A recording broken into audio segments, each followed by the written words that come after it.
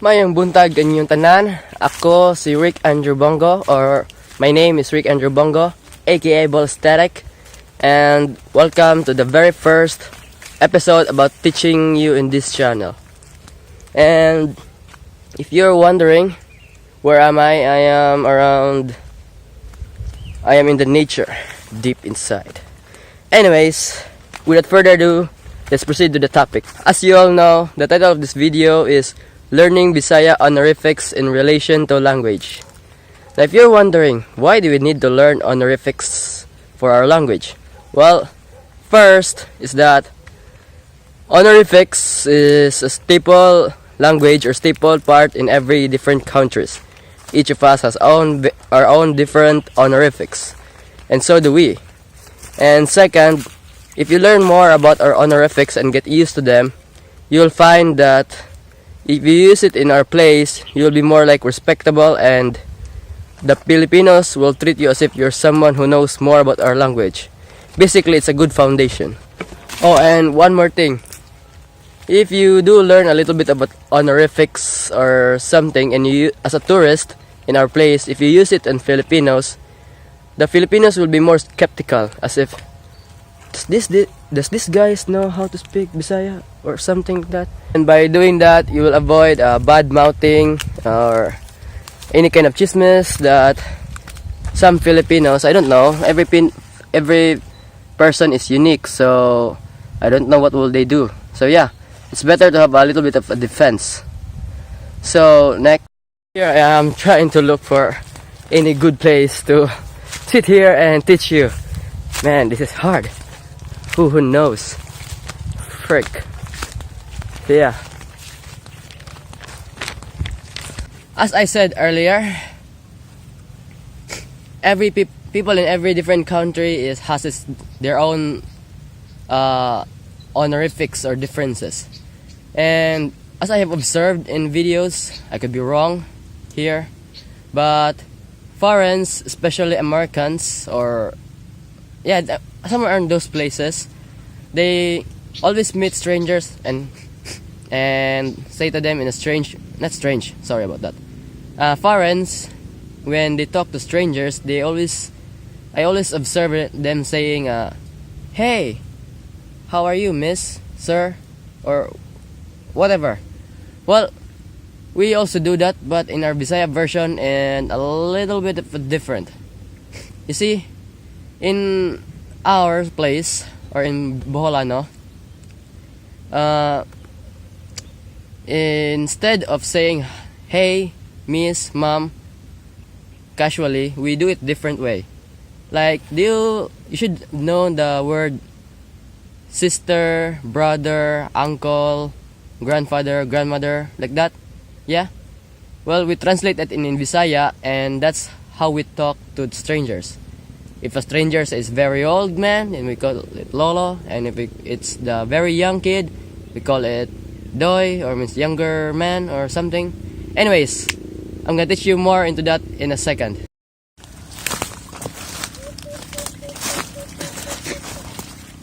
Like really, I am like sitting almost anywhere in this dirty land. I don't care. For the sake of the video, I will do it. Like really. I have a list here, and I actually wrote here what I'm supposed to say, and it's a bit of a pain in the ass to do that shit. Why am I seeking bad words? Sorry about that, YouTube. I have a list here, and I have wrote here what I'm supposed to say, but it's a bit of a pain in the ass to read and copy and say every last word of this stuff. So yeah, who cares? I'm just gonna speak whatever I want in front of you guys. The Bisaya word that you're gonna learn today, as I have said, is more about honorifics, or how you basically start in speaking Filipinos if you want to be good at them. Basically, once again, if you want to become good at speaking Bisaya, or wanna look good and feel good and they think you're good, is by watching this video and trying to understand my unoriginal. I mean, it's original, but what I mean is that hazy instruction or explanation. So, in short terms, I hope you understand what I'm teaching you. So, what I'm gonna be teaching you today is doy, dai, te, ya, kol, ante, lolo, lola, and gaw, or eg-agaw. Anyways, let's start with dai. Dai is spelled that way, and it's basically, in English, it means younger sister, or any young kid that is female that is younger than you. Could be your younger sister, could be anyone. So the thing about Filipino here, or Bisaya, is that we don't just use the word younger sister only to our own sister. We also like use that to strangers. That's why dai. If you meet in any place somewhere in Bohol, or I don't know if we do that in Manila, but anyway, in Bohol or anywhere that speak Bisaya, if you meet any child that is a woman or a girl, of course younger than you, then you can use dai. And as for the doy, doy is in English means young man, younger brother, or any male kid that is younger than you are. And the same abbreviations and meaning as dai, only difference is that for boys, younger boys. Doy, taga-asa ka, doy? Tagalangit!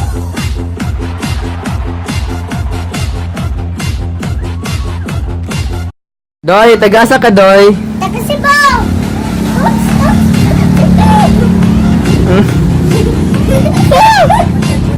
Doy, taga-asa ka, doy? Taga-Bohol! At juday, ayaw tatanan, isa diskuhan, agad kayo kung tao, mga tutulanan, bibisi magi at ang tanan. At juday, at juday, sige lang. At juday, at juday, sige lang.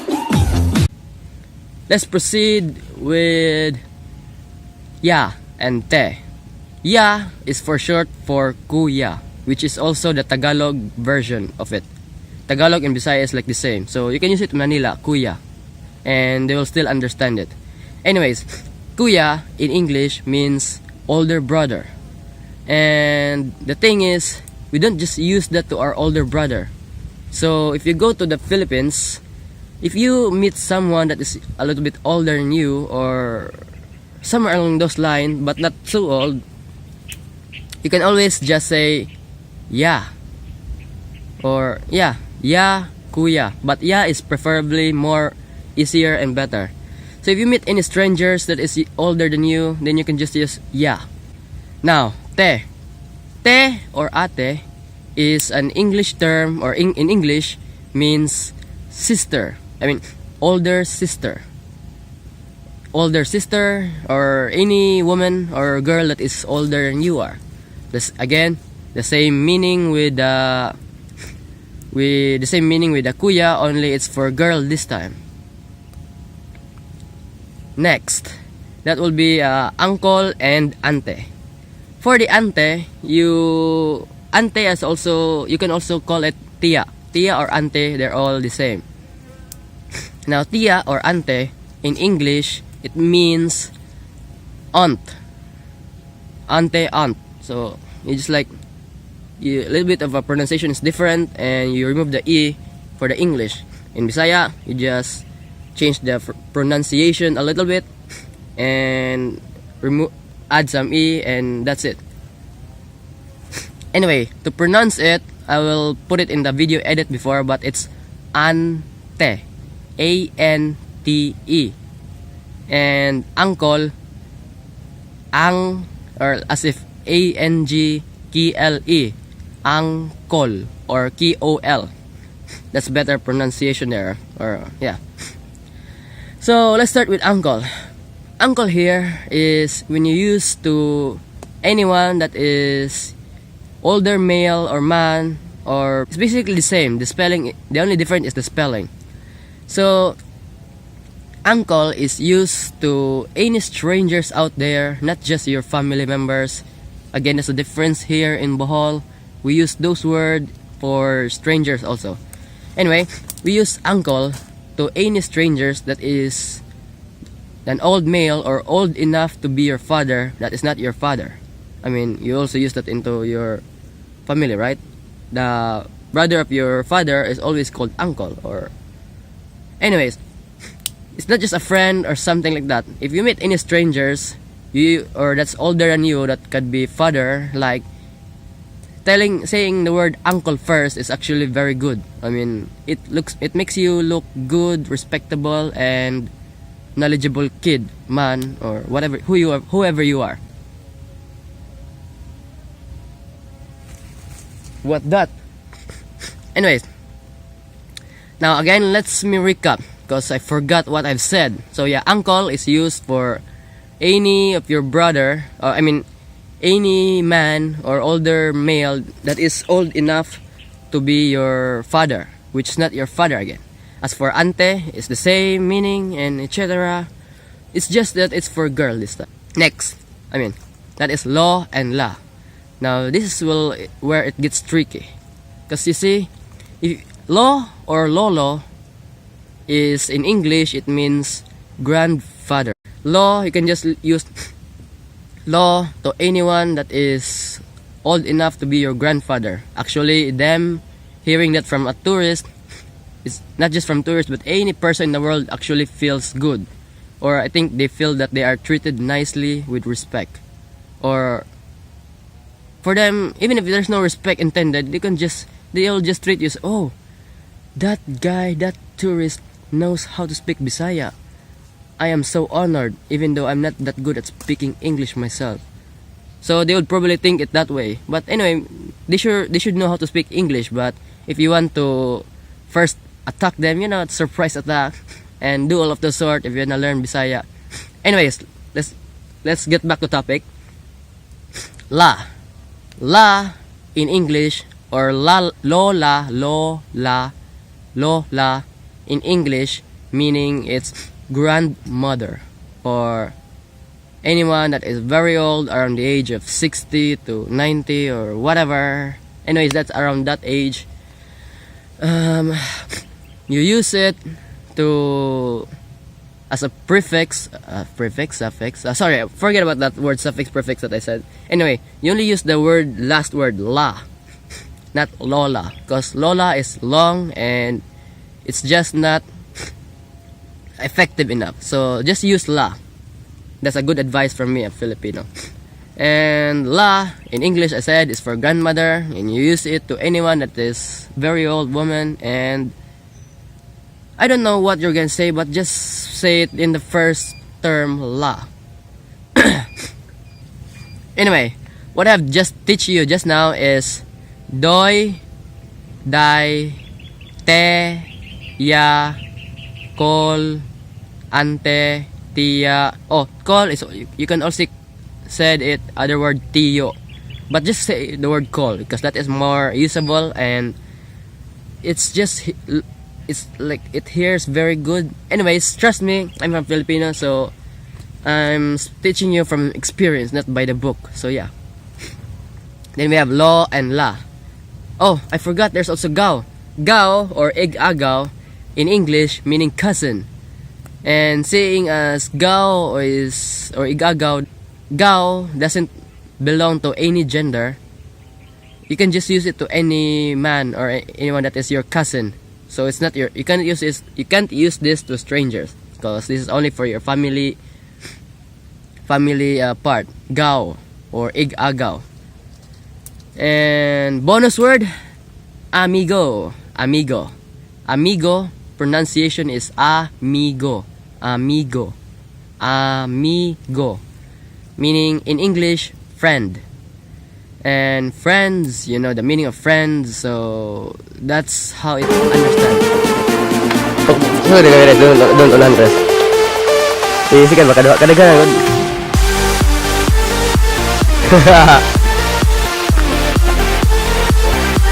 Ini res. Asa ka?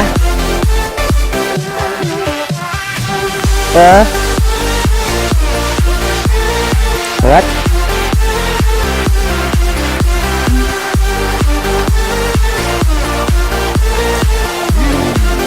Saan?